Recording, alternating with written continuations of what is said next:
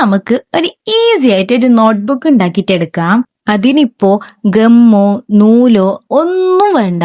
അതൊന്നും ഇല്ലാതെ ജസ്റ്റ് നമ്മൾ പേപ്പർ കട്ട് ചെയ്ത് മാത്രമാണ് ഇത് ഉണ്ടാക്കാൻ പോകുന്നത്.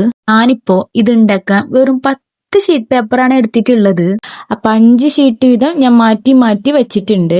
ഞാൻ പറഞ്ഞ ചിലപ്പോ നിങ്ങൾക്ക് മനസ്സിലാവുന്നുണ്ടാവില്ലായിരിക്കാം. അപ്പോ നിങ്ങൾക്ക് വീഡിയോ കണ്ടിട്ട് മനസ്സിലാവുമെന്ന് ഞാൻ വിചാരിക്കുന്നു. ഞാൻ മാറ്റിവെച്ച 5 പേപ്പറിൽ ആദ്യത്തെ 5 പേപ്പറിന്റെ നടുഭാഗമായിട്ട് മാർക്ക് ചെയ്ത് കട്ട് ചെയ്ത് കൊടുക്കുക.